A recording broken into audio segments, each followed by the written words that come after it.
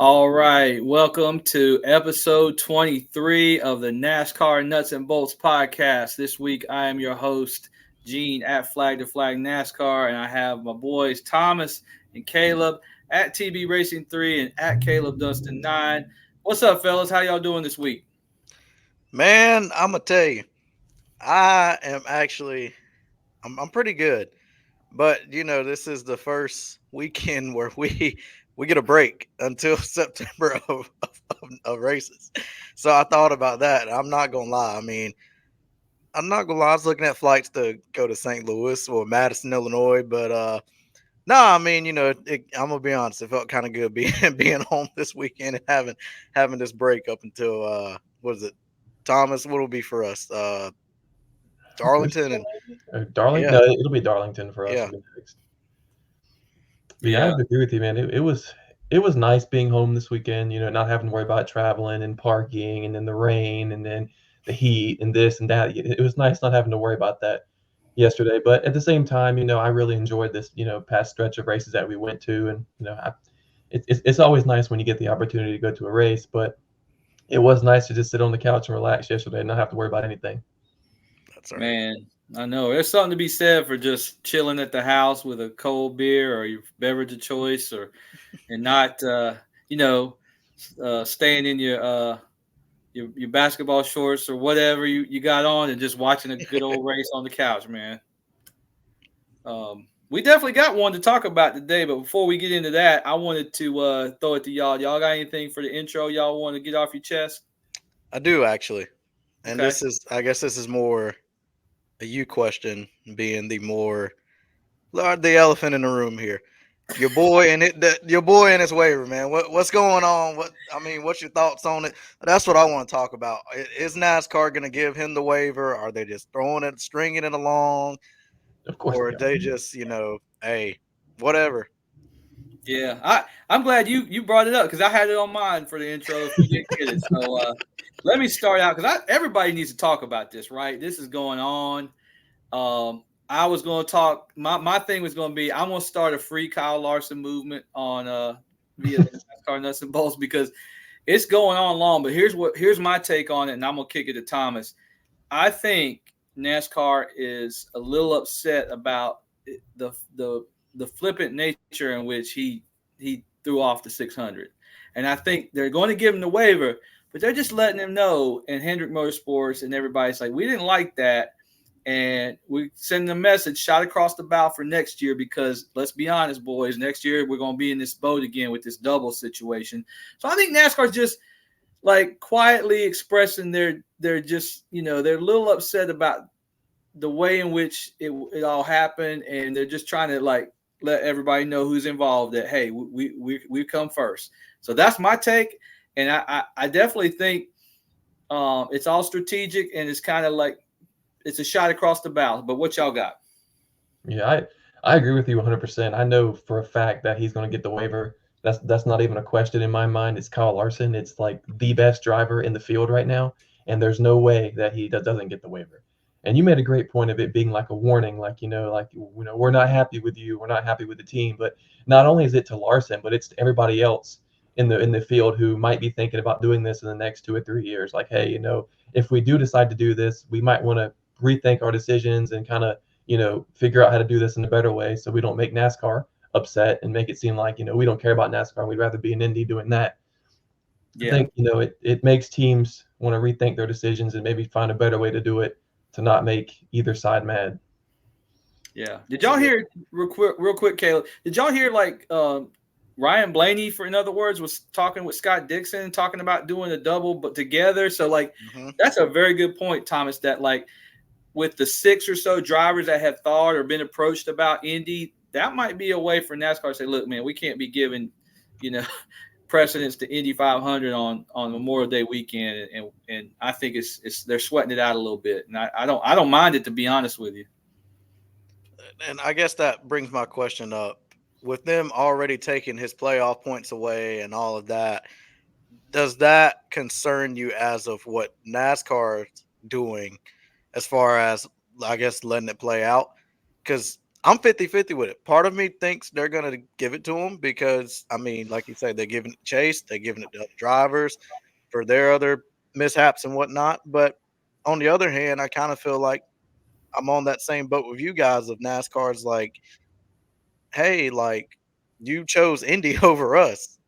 But my thing is, despite the rain, Larson was getting booted up. He was putting the helmet on. He was putting the Hans device on. Then the rain happened. So, in my opinion, I think with that, that's on NASCAR's fault because they decided to end the race, and Larson Yeah. never got to run it. So, I'd say in that aspect, he was attempting to do it, so which he should be granted. But I don't know. But I know Harvick and Boyer hit on a point on the pre-race about how it should be gone completely, like no waivers at all. I completely agree. I do. Yeah. And I Yeah. think, you know, the minimum requirement going forward should be straight participation. No double. Well, let me not say no double, but you got to race it. And I mean, there can be exceptions based on, let's say, a birth of a baby or something like that, obviously, but I just think you had to have full participation. Like it cannot be no BS outside of it. Yeah, I mean, there's been a lot of talk this week about it. You know, one opinion I can't remember who said it was like because it's the Indy 500, the waivers in play, but you can't go run a dirt race at whatever speedway in the Midwest. So like my thing, I'm kind of like on Thomas with it. I think it's posturing because the one person in that garage you don't want to play around with, and like so for instance, let's you say NASCAR says, you know what, Kyle Larson in the 5 team, guess what? We're not going to grant you this waiver, and you're not eligible for the playoffs. Well, that man will say, okay, not only am I going to sit out the Coke 600, but I'm going to go run all these dirt races. He's done it before. And since you're not going to let me run for a championship, I'm going to go run something I like to drive versus this new next-gen car, which I don't like to drive, and many of the drivers don't. So you might play a dangerous game with the Larson deal because he's got other forms of racing that he'll just go run and, he won't miss a beat. We've seen it before. So I would say it's just posturing, but I do think it's interesting, man. It's keeping the conversation going, and it's got people probably over there at Papa Joe Hendrick Boulevard sweating it out just a little bit. But come on, man, you're really not going to let a driver, thank you graciously for saying that, Thomas, but, him or Denny Hamlin right now, you could argue, in my opinion, would be hottest, greatest drivers. It's a very short list. I mean, we can talk about, others that get hot, but they don't stay hot. Kyle and Denny are week in, week out. 5 and 11 teams, week in, week out to me. So you're not going to let that guy run for a championship? I can't see it happening, man. But we'll see, man. It's very interesting. Every day that goes by, I start to wonder myself, man. So if you're Kyle Larson, NASCAR does not grant you this waiver, do you continue the race the whole season, the rest of the season? See, I don't think he would. I think he'll look at the dirt schedule and high limit the series that he owns with Brad Sweet. Correct. Man, you're gonna see him in that wing sprint car a lot more, I think. And he I think, I don't know, it puts him in a precarious position with Hendrick because he owes, a lot to Rick Hendrick and Jeff Gordon and not running. But let's be honest, man, a lot of his races are sponsored by Hendrick cars, so it's not really being affected. Like there's not these like major sponsors and 5 or 10 of them being affected. Like it's just really Valvoline and Hendrick cars. And I really don't know, man. It's going to be interesting. But again, I think it's all for naught. I think he gets the waiver. But I think NASCAR's throwing a shot, saying, hey, man, like we really don't like how you backburnered the 600, which is a crown jewel, which I agree with. Like y'all remember, I was a little hot at the tailgate up in Charlotte, man. Like, because I mean, you just feel slighted, and it is the Indy 500. I don't think it's the greatest thing ever, but I think the 600 is. But I'm different. We grew up here, so it's hard. It's hard, man. It's hard, but yeah, we'll see. We'll see, man. I know. Kaleb handles a lot of our socials, and he has been just eating this up, man. Just no crumbs left. Look, I just started it last night and this morning. Like I was doing like, because I'm like, wow, like this guy really, it's possible he could not get a waiver. Like Yeah. that's a big deal. I mean, It is, and you are well within your right, sir, to focus on this, because it is the story. The longer it goes, every day that goes by, it gets bigger and bigger, man. So, I'm not mad at it. I think it's funny, man. And you know, I tell you what, man, if he didn't get this waiver, you think it's a hot topic now. That's all we're going to be able to talk about for about 2 weeks, man. So, to be continued, man. To be continued. So, well, I'm gonna continue it. So I got 2 more questions for you. Okay, So, hey, hit me. So Larson, all media's on Larson. All media's on Larson Gateway, following 600 and everything. So Right. he says he's not really too concerned about it. Do you think that weighs on him though? Heck yeah. Or truly, do you think he's like, nah, I'm not worried about it. We'll just go run for the owners championship if we don't get it, because that's where the money's at. Or do you think he's just like, either way, like if they give it to me, great. If they don't, great. I mean, Thomas, I'll let you weigh in next, but Jeff Gluck said it. It is unprecedented the amount of time they're taking on this.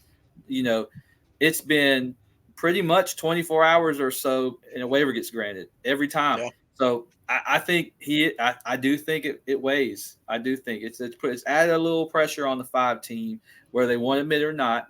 I listened to the radio all day yesterday, and it's not different, but you can just tell, like, it's just something, that they're going to have to deal with. But Thomas, do you got anything? I don't really have anything else to add. I mean, I don't think Kyle Larson has any interest in running any more races if he's not in it for the championship.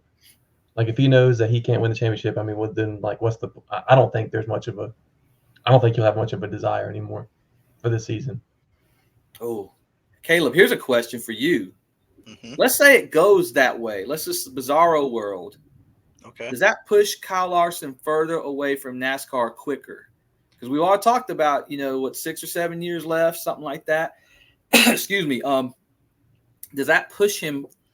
Does that leave a bad taste enough to where he just says, you know what? My options are open with regard to the racing world. And I'm glad you brought that up, because I've thought about that, because I'm looking at it from the viewpoint as a Chase fan, because Chase broke his leg. They just like that on the waiver. But I think just a little bit, not much, simply because his contract obligations with HMS. Do I think he'll devote more time to dirt racing after that, and probably devote a little bit more time in Indy next year? Absolutely. But I guess my question to piggyback is, they saw how quick they granted Chase Elliott the waiver.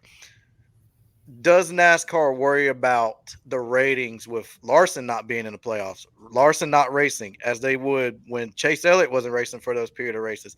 Because let's be honest, it was the Chase Elliott effect during that time when he was out. Viewership was down drastically.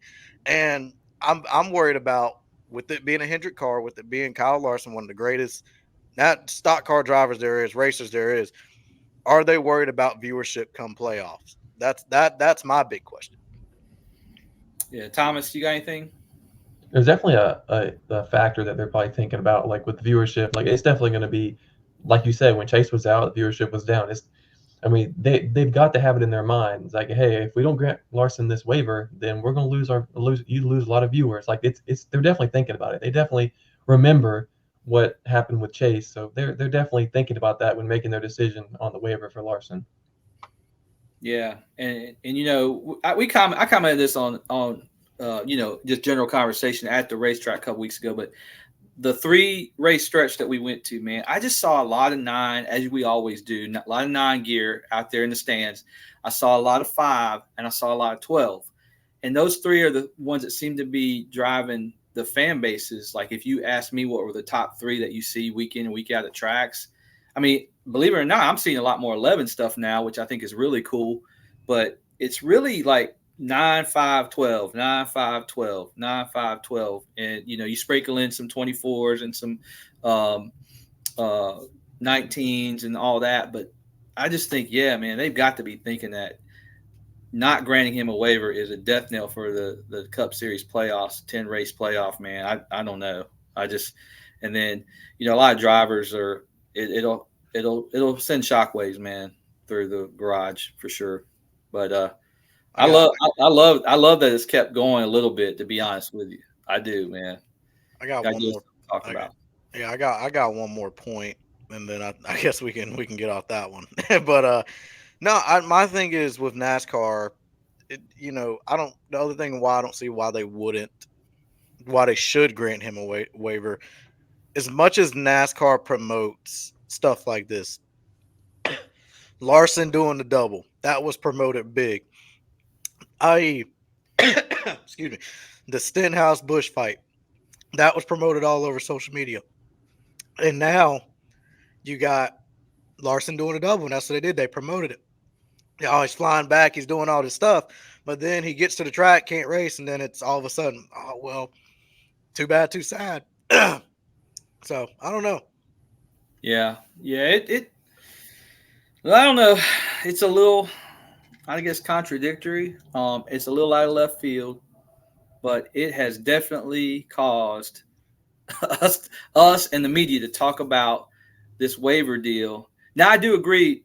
To wrap up my comments on it, I do agree. Like, why are we even doing waivers, man? Like, we got to figure out a better system. Like the waiver as just a medical clearance, and then maybe there's a counsel. You know how we do what is that, the appeals process or whatever?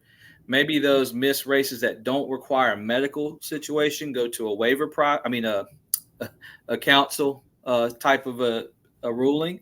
But yeah, man, it's definitely caused us as fans to look at this whole system a different way, and then what actually constitutes a valid waiver.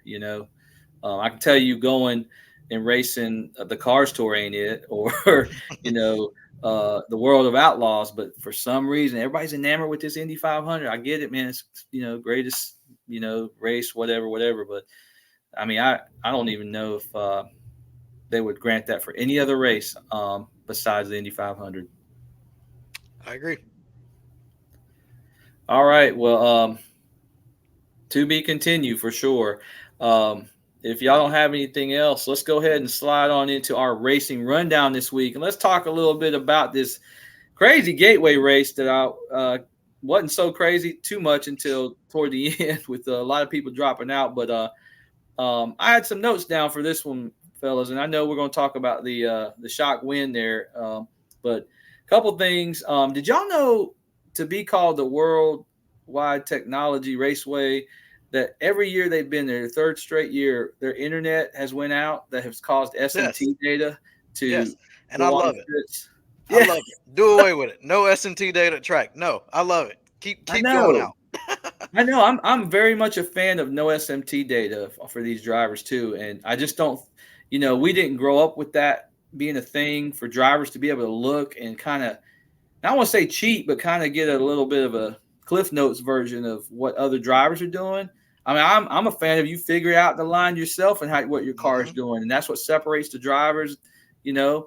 So I love it, but that was one of the notes. Man, I thought about this when I saw the 20 car slow down.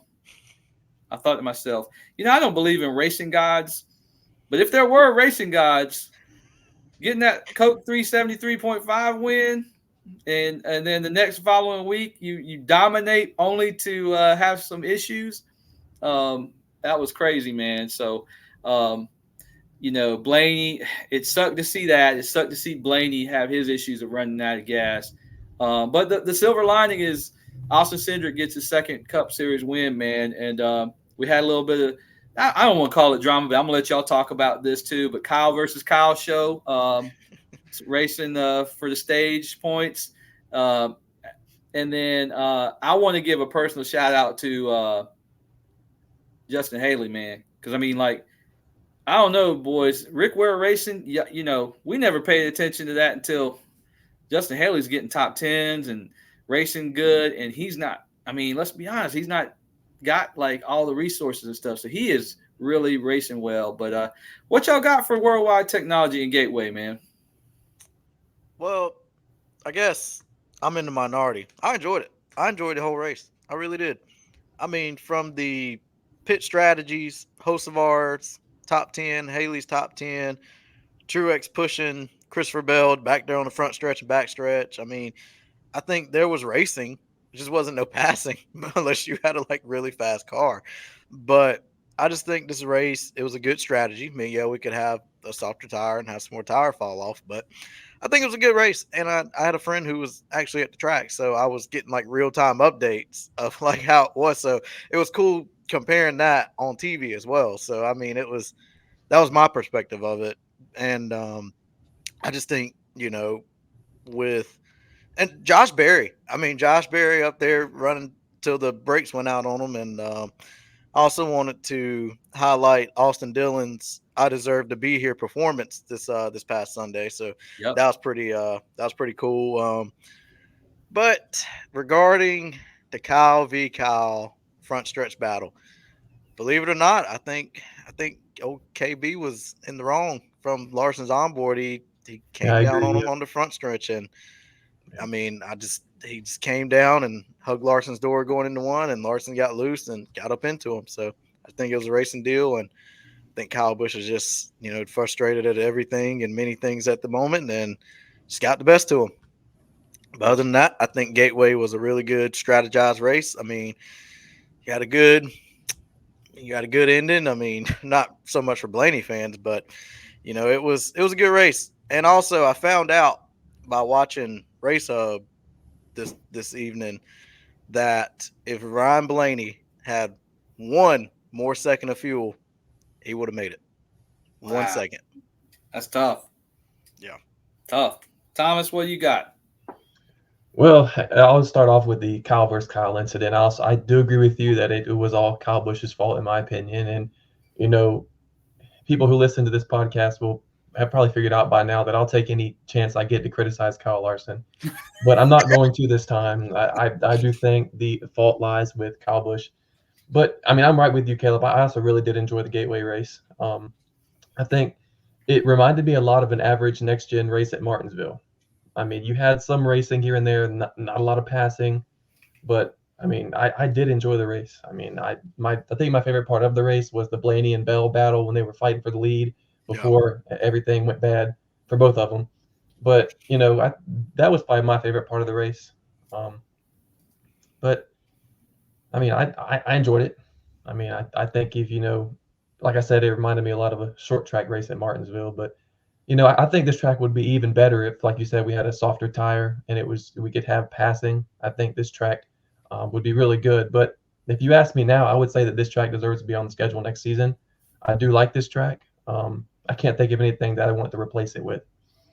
Yeah. I got a question to pose to you, boy. And Caleb, thanks for shouting out some of the other ones because you are definitely right. Hosevar, Dylan, Josh Berry, all those guys really raced well.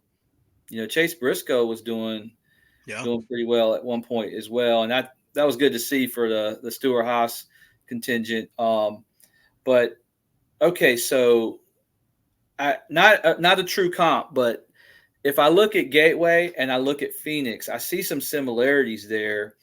And look where we are. We had Blaney and Bell really running really good. Two of the championship four from last year. Do you see any correlation there? If those two guys get back into the championship four, like, do we need to be worried about the 12 and the 20 racing for a championship in Phoenix?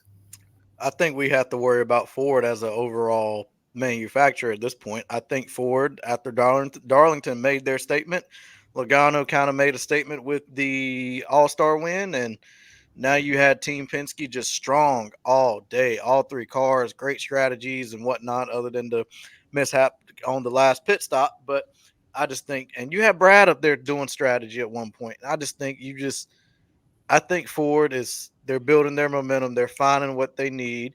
I think Gibbs is still hitting on all cylinders, though Hendrick, let's say Chevrolet.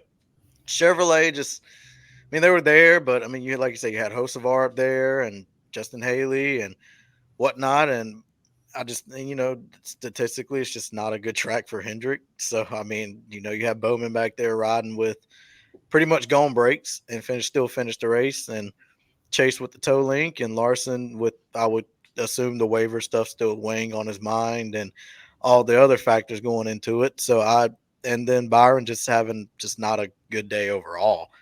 So I just think Ford's showing up. They're showing that dark horse Mustang muscle, and they're like, hey, we're not going to be counted out just yet. And all of a sudden, the switch just flipped. So I'm kind of like, I would not doubt to see one of those Penske cars, whether it's Joey or Blaney in the championship 4 yet again. And I do see Christopher Bell getting his butt back to the championship 4. Yeah. Thomas, you have to agree. Ford is here, and we've several episodes ago we talked about we were worried about Ford, but they're back and they're here. And as far as the championship 4 is concerned, I can definitely see that there's a good possibility of there being 2 Penske cars in the championship 4. But I think the original question was about Blaney and Christopher Bell, but I think both of them are serious championship contenders right now, and I wouldn't be surprised to see both of them in the championship 4. Let me tell you, man, we talked about how underrated Christopher Bell is year in and year out. So, like, it's almost scary, man. It's almost like as a fan of other teams and other drivers, you almost like, man, when they figure out how good they actually are, that's going to be scary, man, because he can bring it every week at any type of track. So, yeah, I just thought to myself when I was watching that, I was like, man, this could be something we see in November in Phoenix with these cars. But the one other thing I had, 2 things real quick.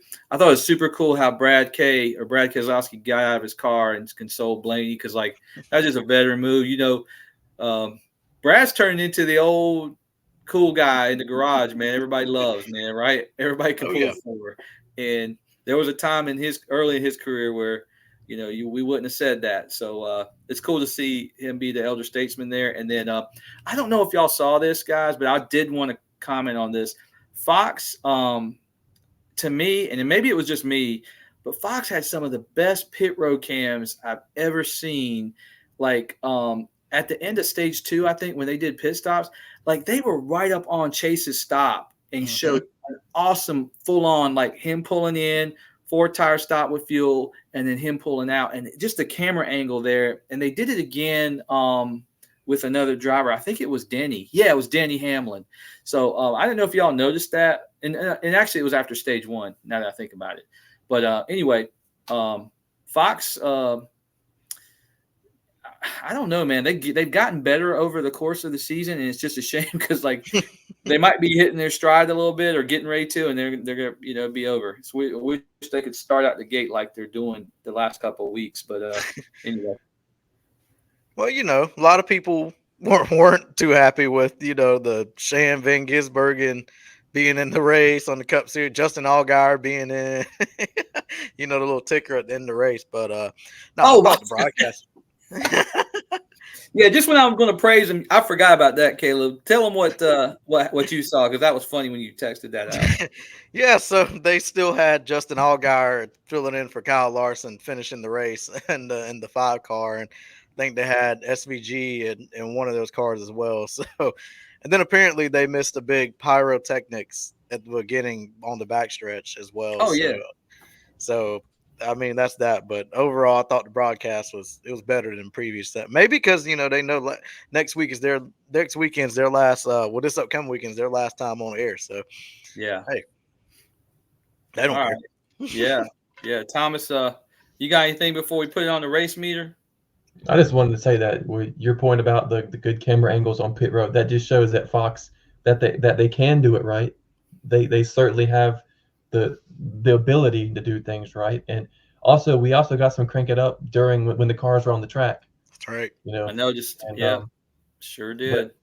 You still had several instances during the race where Mike Joy would yell saying something, "Oh, we got a slow car on the backstretch" or whatever, and then they would zoom in on some random car and it'd take them a minute and a half to go show what actually happened, or they might not show it at all on replay. So there's definitely a lot of room for improvement, but they have shown at times that they can do it right. Yeah.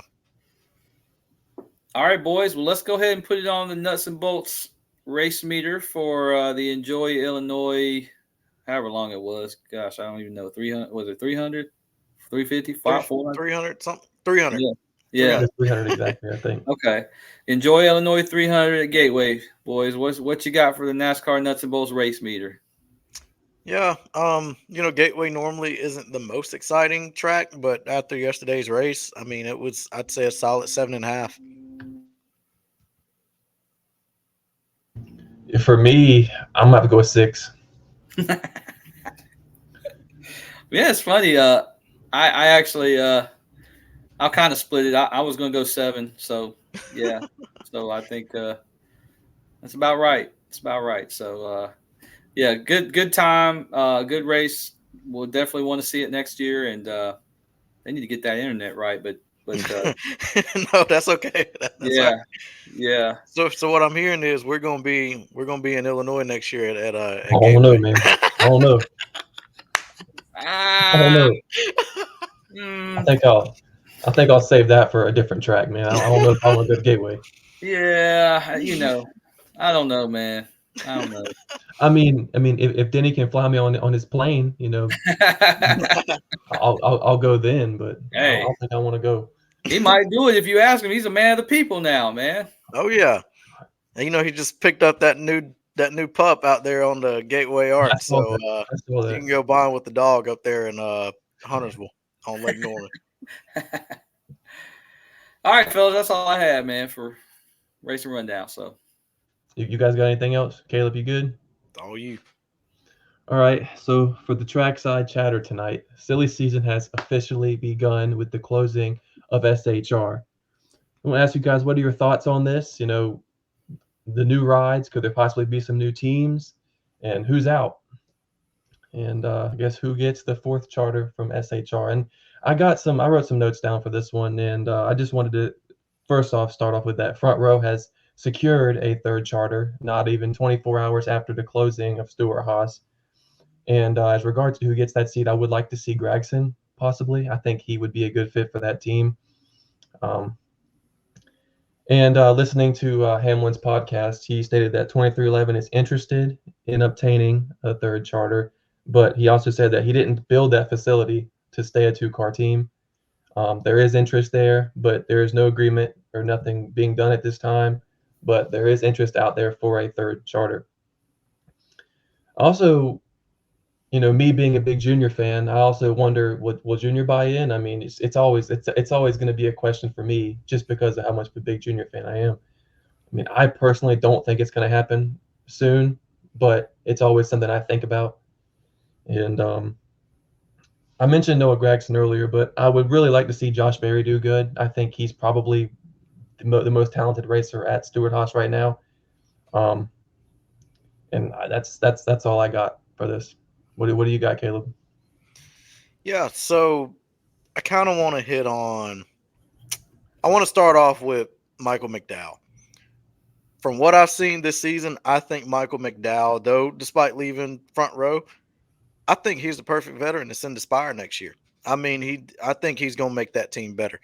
I mean, though, I kind of think why would you not stay with front row with the success they're having and the Penske Alliance? I don't know, but I think he's a really good, he will be a really, really beneficial help to Carson Hocevar get better. And I think I just think it sucks. He has to build a team all over again. And I think he'll put LaJoy in a hot seat even more than what it already is. I think Hocevar is doing that this season as well. And I think I saw a stat earlier that I think they said Corey LaJoy has no top tens in his career, and Hocevar has like two or three already. So wow. that's pretty sad. But the other thing I'm looking at as well, I'm looking at JGR, is because you have Martin Truex Jr., who his contract is up at end of the season and still has not had a decision. And though I think he'll return at this point. I really do. I mean, I think he'll give it one more shot and try to go out there and win a championship. But if Truex chooses to retire, I guess your candidates will be Noah Gregson with the Bass Pro Alliance, or heck, why not Eric Jones? I mean, but because of that simply Toyota Alliance. But the other two, but Josh Berry and Ryan Priest, I think Ryan Priest does not go anywhere. I don't. I think Ryan Priest is done. I wholeheartedly believe that. I do not think he lands a cup ride somewhere. I think he either goes back to Xfinity or he stays in the late models. I mean, that or the modifieds, I should say. I wanted to, I guess, 2311.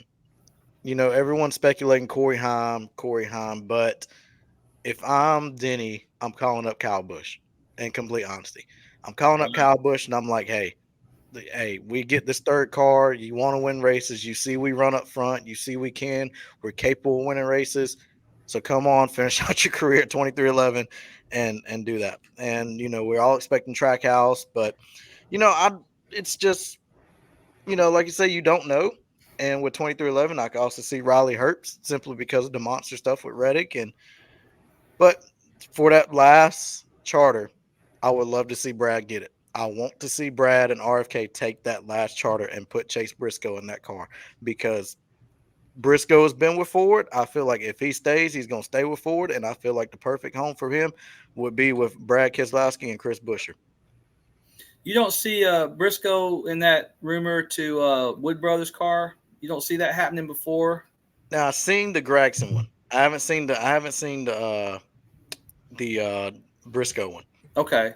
Well, either one of those guys, I think, could take that ride. But to Thomas's point too, I could see Gregson staying in with the front row deal too. Because I mean, if I was front row and I wanted a young driver to build around, like a number one draft pick type of thing.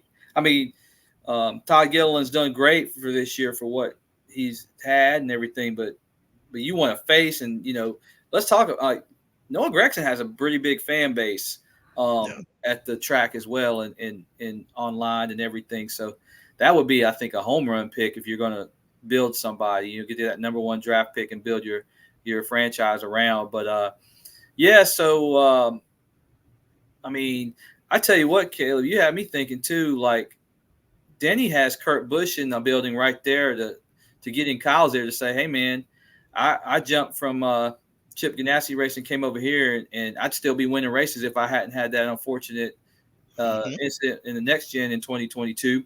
So I think there's your number one sales guy to get Kyle Busch thinking. But then again, I do think he's for some reason he's just entrenched over there and he's integrated. You talked about in the past, and maybe we just talked about it in passing, not on the pod, about how Kyle Busch could get some kind of ownership stake or something in Richard Childress. And so very interesting, but that is not a bad idea. I do foresee 2311 grabbing one of those. And listen, man, I wore this today because, we alluded to it last week and unfortunately it came true the next day, but I'm just sick about Stewart-Haas Racing and the way that's gone down. Who would have guessed, man, in even 2 years ago that we'd be talking about that team just folding up, man. I mean, I got tons of sheet metal over here and lots of memorabilia and, Forever and Harvick. And, in hindsight, Harvick and Rodney Childress kept that thing together, man, for probably 2 more years than it really was going to be. And I do think Childress and Berry will be a package deal. And I think the biggest variable in where Berry ends up is who wants Rodney Childress, right? So, because I'm taking Rodney Childress and I'm taking who Rodney Childress wants to develop. And that would be my number one draft pick, to be honest with you. So my question to you, since this last charter is still up for air, there have been speculation that RCR wants to make this a third car team. Does he go to RCR? Do they go to RCR? Does RCR even deserve, let me not say deserve, but are they the fit to be a 3-car team? Well, you open up a can of worms there because do you have Kyle Busch staying? Because if you have Kyle Busch staying till his retirement, then I could see the 31 car come back. But I'm going to tell you right now, you got to get Austin Dillon in the front office. You got to tell Austin Hill to go sit somewhere. He ain't never going to be in that Cup car. And you got to go and you got to get Jesse Love up because Jesse Love he's coming. And then you maybe get another, young driver or something. I don't know. You guys, I mean, we talk. I'm not a big fan of Austin Dillon going in the Cup car. I mean, he came and behaved in the Xfinity Series. So I'm not a fan of that. But it really would cause a huge revamp, and it would, in my opinion, would cause you have to be Kyle Busch stays, Austin Dillon comes out, and then you find two drivers. Maybe you can snag one of these free agents. I don't know. Josh Berry, Rodney Childress, and Josh Berry in the. Gosh, I don't know. Maybe you put him in the 8 and you get Kyle Busch in the 3, and then you get one more young. You bring Jesse Love up and you put him in the 31. I don't know, man. Jesse Love's a little too young, but I don't know what you do there. But yeah, I don't know. It's going to be interesting. I would love to see Childress go back to being 3 and get the maximum amount of charters for that and keep that legacy going. But performance-wise, I don't know if it's there. Like, I feel much better about 2311, RFK. Heck, even front row at this point because they're building, right? So I don't know, man. I would love to say RCR though, but what do you think, Thomas? I think at this point the performance is so terrible. I don't think RCR deserves to be a 3-car team. That's how I see it. I mean, Austin Dillon, in my opinion, has no right to be in a Cup car, and and whoa. Hey, you ran good at the Gateway, man. All right, now, okay, no, so that's one race out of how many? Which I'll get back into that point when we talk about Cindric and the 2-car, but luck with Austin Dillon, but I don't think he deserves to be in a Cup car, and Kyle Busch needs to go somewhere else. But like you said, 2311, that's a great idea. But I have a question for both of you guys, and I think this is more towards Gene because I know you feel more passionate about this. But what are y'all's thoughts on John Hunter Nemechek and his future? You want to talk about people moving and charters and all this stuff happening. I want to hear some. You talk about somebody who doesn't deserve to be in a Cup car. I think John Hunter Nemechek is that one. Well, I'm gonna tell you right now. I'm gonna kick it to Kaleb. My answer's short. If I'm Jimmy Johnson, I'm gonna swallow my pride. I'm gonna call up Noah Gragson and be like, "Bro, I'm so sorry. I lost my mind. I don't know what I was thinking. Come on back to the 42. We'll pretend like nothing ever happened." And John Hunter Nemechek, let's go back to Gibbs in the Xfinity car or whatever, because yes, you are right. I think they made a huge mistake in making that change from Gragson to JHM, but that's just me. Like every week I see this dude doing something crazy in the back of the pack, folding himself up, folding somebody else up, and I'm just tired of it personally. But hey, I mean, he's probably a good kid, but I'll never forget him pushing in Talladega and about, really hurting somebody. And I know it's an accident, guys. I know, but like, what are you doing, man? What are you doing half the time? Yeah, I mean, though, I think he will be re-signed to Legacy after his 1-year contract is up this season. Yeah, there's other candidates that you could put in the car, and like you say, I think Eric Jones, if Truex retires, Eric Jones heads back to Joe Gibbs Racing, and like you say, Gragson could go back to Legacy, but he just will not be in the 42 unless they swap numbers. But I think we're gonna see John Hunter Nemechek in that 42 next season in the back of the pack. Yeah, I do think Jimmy's going to give him time to grow. Having said all that, and that's just my opinion, I think he could have used some more years in the Xfinity series, but I don't know, man. Maybe he'll get it figured out here soon. The Heim to the third 2311 car. Yeah, everybody's like inking that in, and I'm just not so sure about that yet. Denny's a smart guy. I don't know. We'll just see. Maybe Heim needs a little more Heim time down in trucks or Xfinity or something. But I'm with you on RFK. I really would like to see them get. Remember when they have 4 or 5 cars they would field back in the Roush days? Mm-hmm. So it'd be nice to get them back to 3 cars. It would, and I got one for you. So Trackhouse. Let's talk about Trackhouse real quick. So they got too many drivers for the charters that they're going to have. Let's say they procure a third one. So I unfortunately think Zane Smith might be in a little bit of trouble, boys, because SVG just done one in Portland. He's 40-something years old. He's already got a Cup win in the 91.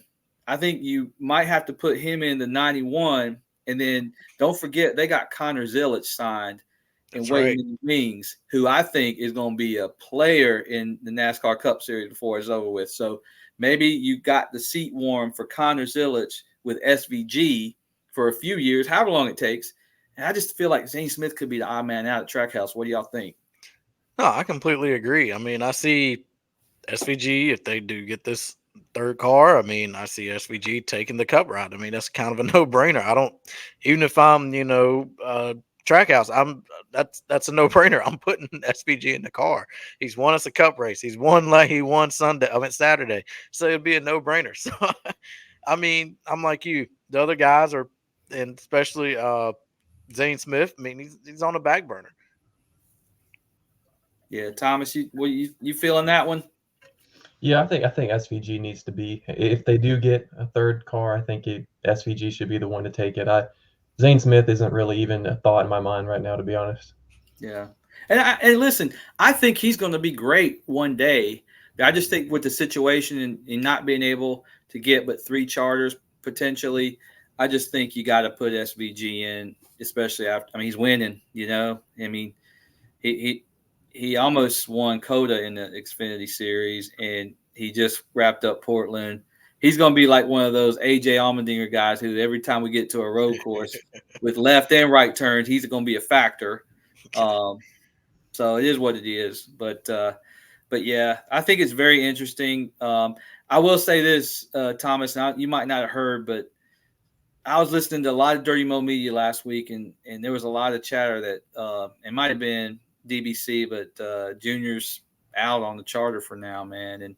And I hate it too, because like if I was Tony and Gene Haas, I'd put Junior on a payment plan and say, hey man, this 4th charter is yours.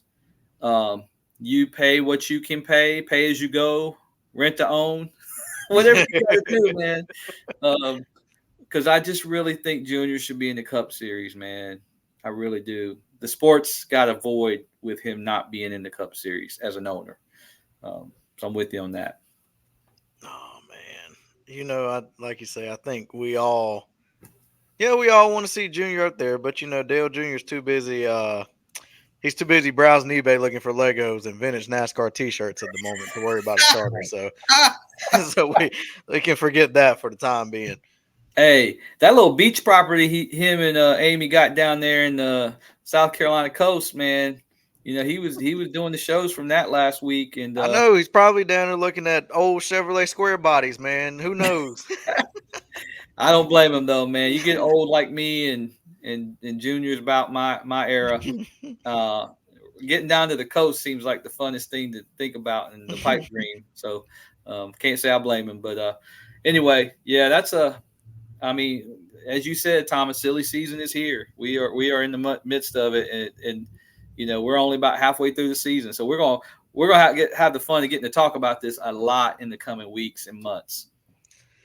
Well, Gene, you mentioned road courses and road course ringers and whatnot, so let's go in our Speedway spectacle here and let's talk Sonoma this weekend. The Toyota Save Mart 350.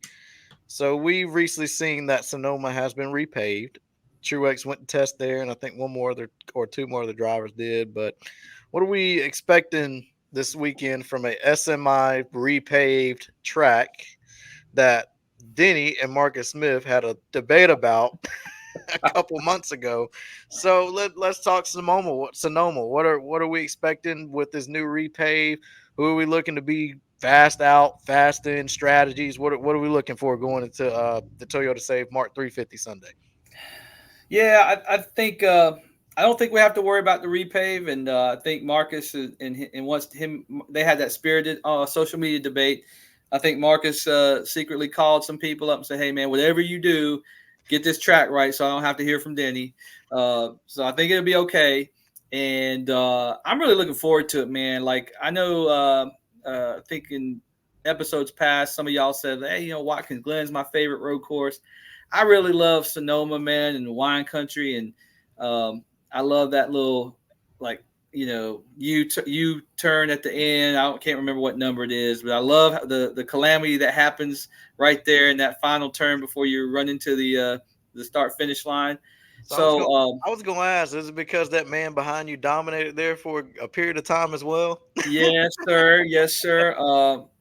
Jeff Gordon was the king of Sonoma and Watkins Glen That's in right. the late '90s for sure, and early Oh, and 2000s, man. Infineon Raceway. You got Infinity. That's right. That's right. And it always was good to see Gordon go back home, so to speak, in wine country. Uh, I love my California guys, Larson, Gordon, Johnson, Reddick. I like them guys. I love my North Carolina guys too, but I actually have a debate we'll get into later in the offseason about. But anyway, I'm really looking forward to it. We every once in a while we get a shock winner, out of that too. But we'll get into the picks here in a minute. But just looking forward to an established, traditional road course that we've had on the schedule for a long time. And with that, Thomas, what you got? I'm not looking for much entertainment, to be honest. This weekend, I don't like road courses, and I especially don't like Sonoma. But well, hold on, Thomas. What is it you don't like about it? Because I'm very curious. Because like now, I do get it. Because you're definitely not a road course guy. I get it. But what is it specifically about Sonoma that you don't like? I've just seen more boring races there than I have good races. It's not something I look forward to. It's just another race on the schedule for me. It's not something I look for. Like, oh yeah, my driver's going to do good. I'm excited for this. I can't wait to sit down and watch this. It's just not something I look forward to. But Gotcha. as far as the race this weekend, I'm looking for a Gibbs versus Hendrick showdown. It's going to be, that's how I think it's going to be. It's going to be either a Gibbs car, Hendrick car, and I'll get into my picks later on. But I just think it's going to be a Hendrick Gibbs showdown at Sonoma. Although it might be a tad boring, but I'm looking for a Gibbs and Hendrick showdown. Yeah. So I wanted to kind of hit on Truex's when him and Chastain, it was Ross Chastain, they both went to test up in Sonoma when they did the repave. And Truex, and I quote, said, "It's going to be more difficult to pass. It's going to be more track position, says this new pavement. You won't be able to clock from 15th to 20th to the lead on a long run as long as everyone's tires will fall off at the same rate." And then I wanted to compare his to Ross Chastain's, where he said he has had much more tire fall off than he expected. It may be a matter of different tire compounds used during the race. So I'm guessing it's going to be one of those, just what is the tire compound for that race. And I think NASCAR had the Pandora's box with tires at Bristol, and they still choose not to use it at short tracks and road courses, which could be a big game changer, a non-snooze fest, of what, as Thomas would say. I don't know, but I'm expecting very little from this race as well. So Yeah, maybe I'm living in the past, boys. Like you said, 1998, Jeff Gordon, 1999, 2004, 5. You might be right. I him might and be Tony just, Stewart, yeah, you're right. but I do got some homework for Thomas. You don't have to go back and watch the whole race, but man, maybe to get excited this week, go back and watch the last few laps of the 2016 Sonoma race because that was a bit of a banger, literally at the end with Tony Stewart and your boy Denny Hamlin, man. And Speaking of, I guess you mentioned Infineon earlier. I was looking at the 2009 race when Casey Kane won it. That's what I look back at whenever whenever I'm looking back at some of the Casey Kane wins. That's one of the races that I go back and look at. But that's what I think of when I think of Sonoma. But other than that, I'm not a big fan of Sonoma. Yeah. Well, that's cool. I'll stay in the minority, and I totally get what you boys are saying about it because I could be wrong, and it could be another snooze fest on these tires, So I will concede that, but anyway, all right. So what you got, Kaleb? So I guess I'm gonna start off with the picks. I didn't know if you wanted to go and get yours out of the way just in case or anything. I'm gonna go last because I've been sniping people left and right. So Are we starting with pole and race winner, or are we just sticking with pole and going back around the horn? Go pole, then back around the horn. All right. So for my pole is a driver who's had plenty of He's had good. He's had pretty good races this season. I think he's overdue. He's hungry. He's ready. I'm gonna go with the driver of the number 17 Ford, Chris Buescher, getting the pole at Sonoma. He qualified third there in 2022, and in 2023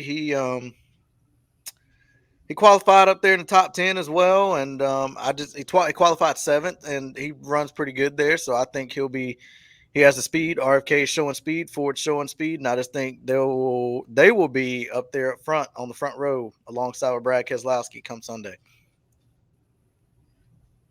Okay, not a bad pick there, Thomas. What you got? I mentioned earlier that it's going to be a Gibbs and Hendrick race. And for my pole pick, I'm going to go with Ty Gibbs to get the pole at Sonoma. Okay. I like your thought process too, because I trust Ty Gibbs for poles. I don't necessarily trust him for wins just yet. So I think that's a good pick.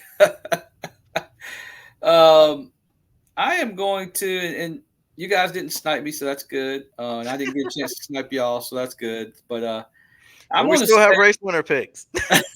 True. Oh, true. yeah, it's too early. That's true. So for my poll, I'm going to stay in the RFK camp with Kaleb, and I'm going to say Brad Keselowski. Bad Brad gets a hot lap in the Dark Horse Mustang, and it sits on the pole for this race in Sonoma. So tell you, man, RFK can sweep the front row. I really think so. Yeah, I'm feeling that too, big time. And I just got to say before we get into our race picks, boy, Thomas, me and you, we look like clowns this week. Last week picking Alex Bowman. Let's refrain from that real quick. I hope Alex Bowman finished the race. Yeah, I mean, Kyle Busch didn't finish the race. True. But anyway, I'm gonna hope for Alex Bowman to win, but I'm darn sure gonna stay away from picking him. But Kaleb, go ahead, buddy. Let's go with the race win. Who we got? So for my race winner, this guy, he didn't quite run as well in 2023, but he has seen very, very, very good success there in 2022. I'm going with the driver of the number 99 Trackhouse Chevrolet. I'm going with Daniel Suarez getting back-to-back. Well, not back-to-back, but getting his second win at Sonoma. I love that pick, man. I wanted to be bold and make that pick, but I'm going to let you do it. And Daniel's Amigos will be rocking and rolling in wine country. I love it. Love it. Absolutely. So I picked the Gibbs car for the pole. For the race win, I'm going to go with a Hendrick car. I'm going to say the number 9 of Chase Elliott wins the race at Sonoma this weekend. I couldn't do it. I wanted to, but I couldn't do it. I just felt like it was too much like right, and I couldn't do it. Man, that would be an awesome popular win, man. Gosh. I'll start liking Sonoma again. I'll start liking Sonoma. Hey, it'll give me another car to add to that case. That's for sure. Oh, you're right. Oh yeah. Yeah. Think about it would go from the outhouse to the penthouse for you, Thomas, with Sonoma if he won and just dominated the whole day. You'd be like, oh, I love Sonoma. But yeah, that's a good pick too, man. He finished 5th there last year, and I think he finished what was it, second? No, or top 5 or top 10 there in 2022. But he finished 5th last year, so he could do it. Yeah. All right, y'all ready for this one? I'm gonna go on my string of shock picks and stay on them. Might as well, man. I'm gonna hit on one day. I think the winner of the Sonoma race for 2024 is going to be none other than Kyle Busch. Hey, I like it. I really do. I think he's tired of being pushed around. His perception of being pushed around. He don't like, door bang racing at the next gen. And I get it because he's old school. And he's tired of it, man. And he finished second last year. So I think he's going to – Austin running good. And actually, he was running top 10 before, that incident with Kyle Larson. So I'm going to say KFB is tired, man. He's mad. He's tired of being tired. He's going to get his win in Sonoma, and we're going to have to order that one because we don't know how many more wins. Yeah, you're right about that. Oh, yeah. I have to sell that Gateway car. Yeah. Or get it signed. You can always get it signed, Thomas. I'm very surprised nobody said Michael McDowell. He finished in the top 10 there in 2022 and 2023. So I was shocked by that. Caleb, you I could just picked see. up my third. I had a list, right? I was going to go Suarez. I was going to go KFB. My third shock pick that I was considering was Michael McDowell. So Yeah. yeah. So I could that's see him running up front. I could see Michael McDowell running up towards the front, but I think it's going to be something of his own doing to cause him to lose the race, to But take to himself out of me, contention. to me, he's like Ty Gibbs. He'll qualify on the pole, but then he won't win the race. Yeah. And he did dominate at the Brickyard when the road course that one year, but Don't remind me. yeah. I don't know. It's a hard pick to make, so I felt a little more comfortable about Suarez and KFB. So we'll go with KFB on that one for me. But gonna be interesting, man. I hope you guys are pleasantly surprised with the racing results, but wouldn't be shocked if you weren't. So we'll just have to hang in there and see, man. We'll just have to hang in there and see. All right. So I think we got that done. Let me get back here to oh, by the way, Caleb, did you have anything else on that? Oh, Sorry. no, take it away. Okay. All right. Well, let's jump into fuel for thought because we kind of touched on it a little bit in just our general conversation tonight. But fuel for thought is going to be let's talk about what do we make of this Ford Penske resurgence, if you will. I mean, we talked about Ford the last couple of weeks, but let's talk specifically about Penske now because I feel like when we talked about the racing rundown, this is my fault. We didn't give my boy Austin Cindric his due, man. Like he got it done, man. Got win number 2, and we had talked on this show about the flagship Penske car, kind of struggling a little bit, and he gets number 2 now. I think some people had to have some trouble, but let's be honest, he ran up front pretty much. He qualified good, so I'm not going to take anything away from him, and he was there when it mattered. But what do you guys think about this resurgence? We know it's a podcast, so we can declare things and say Penske's back, Ford's back. But what's your thoughts? Thomas, take it away. I'm liking what I'm seeing from Penske, and I think they're going to run up front for the rest of the season. They might not win a whole bunch of races, but they're going to run up front. They're going to win a few.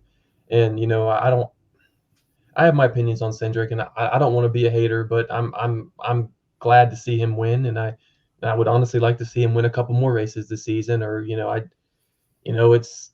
was definitely on the hot seat, and I think that this win unfortunately kept him in that 2 car. Yeah. But I'm really liking what I'm seeing from Penske, and he won, but at the expense of his own teammate. It sucks. It was a good day and a bad day for Penske at the same time, and I'm glad to see Penske running up front. That's where they should be.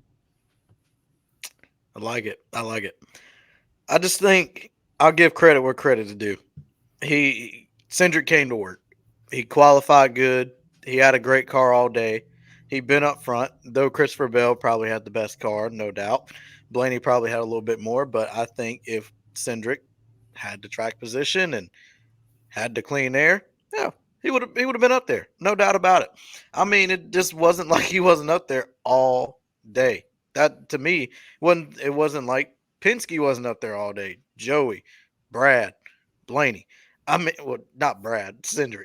Oh my God, that's okay. Well, Brad was up there too. At the expense of a strategy, but yeah, I mean Ford. I mean, it was. I just think it was a statement win on his part to prove, hey, I belong at Penske. I can still drive this car. All I needed was a little bit more speed, and I think it's an A+ example why we love racing. You can't count it out. You can't count anything out until the checker flag drops. And I mean, Blaney won at Charlotte in 2018 by a gift, and he gave Austin Dillon a gift yesterday. So, I mean, it's a sport of give and take, and that's what happened yesterday. And I just got to say, Austin drove the wheels off of it and was in the right place in the right time. And I mean, you hate it for Blaney, but that's just the way racing goes. Yeah. And I will say, he was leading Blaney. They were 1-2 when they made that pit stop that Blaney got in there the lap earlier and got the lead. So, I mean, it was definitely deserving. I just, boy, Christopher Bell was lights out, man. He was lights out. Let's be honest. And again, that y'all talk about Ford and Penske, and we, I'm always the one that overreacts and gets scared about stuff. So, but man, when I talk about Christopher Bell, man, I'm telling you, man, ooh, watch out. Even for like, Danny Hamlin and the pressure of having somebody run that good, that's your teammate, that could upset some things, not in a bad way, but just in a good way, over at Gibbs. But man, he was running strong and looked dominant. But yeah, I really I think Ford's back, man. I do, and they got it figured out, and that thing looks bad fast, and the drivers are getting confident, and Austin, Thomas, I will say, like, the thing about Austin Cindric is, I watched him in the Xfinity series for a couple years and really be dominant at that time too. And he showed a lot of savvy on all the courses, all the road courses, and speedways, super speedways, short track. So I mean, dude's super talented. They say he's a grinder, man. I don't know, but they just say he is a grinder. He works hard at his craft. So it's good to see that rewarded. And like I said, man, he's one that if he gets a little confidence and that team gets to gelling, maybe we are talking more about that flagship car at Penske. And it would be cool to see, because for the last few years, man, it's been Joey and Brian, leading the charge, and it'd be interesting to see the dynamic in the Penske camp if Austin Cindric gets rolling pretty good. So we'll have to see, man. But if you're a Ford fan right now, you're loving life, I think. Yeah, but let's not forget with Austin Cindric as well. Beginning of the season, man, he was qualifying within the top 10.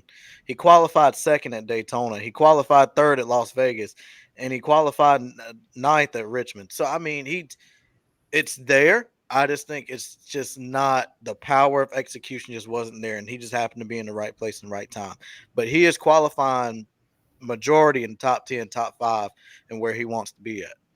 Yeah. He put himself in the position to win that race. He worked hard. He put himself in position to win that race. And I don't want to take that from him, but this was his second top 10 finish of the season and his first win in 80 some races. Yeah. So he's had some serious struggle, and I would really like to see him succeed, this season and on to the next seasons if he does stay in that 2 car, which I think we all think he will. But I would love to see him succeed. Yeah, I wanted to point something out too. Speaking of this, and I definitely forgot to mention this, but did y'all notice how, for both of his race wins, Ryan Blaney has to have trouble for him to win? Like, we go back to the 2022 Daytona 500, and it was like, Cindric was definitely up there all day, but it was kind of like, I was at that race, and I was thinking it's going to be Blaney or Bubba win that race, and there was a little bit of contact. Cindric won, and not there wasn't anything bad contact wise, but I'm just saying, like, Cindric won, and Blaney was right there, and here it happens again. So I don't know. I guess I'm thinking back to the 2021 Pocono where Larson cut a tire on the last lap, and Bowman wins. I guess it kind of stings less if your team wins if you have trouble on the last lap. So maybe Ryan's going to be able to look at it that way. He definitely handled the end of the race with the championship moxie that you would expect your defending champion to do. So he'll be fine. I think his wins are coming this year, so no problem there. But maybe it feels a little bit better when your teammate wins if you can't. For sure. Yeah, I mean, the only other driver I'm not really too concerned about and who I think can pop off at any time is Joseph Logano. So not really too worried about Joey. I think Joey, I mean, that was a morale boost at North Wilkesboro. And I mean, I still think, and I said at the beginning of this podcast, that Joey can get in the playoffs and win. I mean, we don't. We don't have another well, we had Daytona coming up before the playoffs. So I definitely think he can go to Daytona and win it. I think any Ford can go to Daytona and win it. And I think Joey will pop off in the playoffs. I think Penske will pop off in the playoffs just like they've done years past. Yeah, you said that Joey's going to do good in the playoffs, I'm gonna go ahead and call it now. Joey's gonna win one of the cutoff races we go to this Oh fall. yeah, no doubt. And I Yeah, and why will it be? It will be Bristol or Martinsville. Oh yeah, absolutely. yeah, definitely. I think yeah, what was it? He's obviously he wants to be in a better points position, but that I don't know, man. It's just something we don't ever worry about with Joey Logano. He's going to get there. He's going to make it. Yeah, I have zero concern, despite where he may fall in the points right now. He's I don't know. I think he's right. I think he's right at the cutoff, but he is, but like he's a doggone pro, man. I mean, oh yeah, it's just you just waiting for his time, really. But yeah, we're it's getting exciting, man. I don't know. It's hard to call these things, and it's hard to see week in and week out. Like not that I'm worried, but like I would have not necessarily guessed we'd be halfway through the season ish, and Ross Chastain wouldn't have a win yet. Like I would have thought absolutely. the way he finished last year that he would be hitting the ground running, and he's ran well. It's not like he's not ran well, but it's just I thought the win would have came quicker, and that would be one I'd be more worried about. But I'm not even really worried about Ross Chastain, to be honest. So yeah, but all right. So let's do this, man. Let's get into our outros. But let me start off because the only thing I have for the outro today is this beautiful car that y'all were with me when I bought it, but I just feel like I just need to show everybody because I had my eye on it in Wilkesboro and I didn't pull the trigger, but I had to get it in Charlotte. Was this Jeff Gordon fan club exclusive? Firestorm that William Byron ran, but the numbers are on the right spot on this car. But boys, I didn't know if y'all knew this, and the one y'all got last year, was it a low run? Because this thing's a one of 252. Was y'all? Yeah, I think ours was one of 180. Oh really? my! I just thought it was 100. Oh my I thought god! it was. I don't know. I know it's definitely less than 200. I know for ours. Yeah, I'll check on that tonight. But yeah, I thought it was like 100, 150, or just 100 even. Well, and that is just beauty right there, personified right here in a diecast form, man. So what I'm hearing, I'm about to get me one. I'm telling you, man. Listen, it's just it'll make you harken back to these days, man. This was a beautiful paint scheme, and yeah, I love this thing, man. I've got the one. It was an iRacing Bristol. No, it was an iRacing Wilkesboro during the 2020 year. That is just a rainbow scheme. Yeah. And in the Gen 6, I've also got. I want to say it was 2020 or 2021's fan club, and it's the Fire and Flames 2001-ish. But boy, that one, yeah. I put this one right up against any one I have, man. This is a cool piece, man. And number 225 out of 252, so one of the later ones. But man, love this thing, man. Yeah, you got me looking up at my my 2010 scheme up here, man. Oh man, is it what is it like? Just the basic standard paint scheme? It is. Oh, you know what? I'm sitting there looking at. That's the one. Yeah, Kaleb. Yeah, that's the one I accidentally messed up and ordered 2 of. Yeah, so you got that one too. The fire, the yellow on the splitter and whatnot. Yeah. Car tomorrow. Yes. Yeah, that's it, man. That's a beautiful car. If you said you messed up and got 2, if you're interested in selling that car, Oh yeah. If you need one, Thomas, I'll let that go. I do at a prime price, man. Just to know to go to a good home, man. So we'll talk about that after the pod, man. Yeah. I've also got I got that Exalta fan club car from last year. If you're interested in that one. Yeah, can you look at? I mean, can you pull it out, or is it not closed? It's in my cabinet over there. Oh, okay. Mine's right here. You want me to? If you got it like readily accessible, man, can you grab that? Give me 2 seconds. Okay. Okay. I'm looking to get rid of mine. So if you, Really? yeah, Oh man, dude. Yeah. Listen, we got to figure something out then. Because yeah, I do collect those fan club ones, I mean, and this one. yeah, that's oh yeah, beautiful yeah, too. Golly, yes, they really the Gordon fan club exclusives have been nothing short of amazing in the last couple of years. So yeah, that's a beautiful scheme, Caleb. I'm glad you pulled that out, man. That's Yeah. okay, okay. All right, boys. Well, speaking of diecast, we got like a show coming up that we were able to hear about. Do you want to say anything about that, Caleb?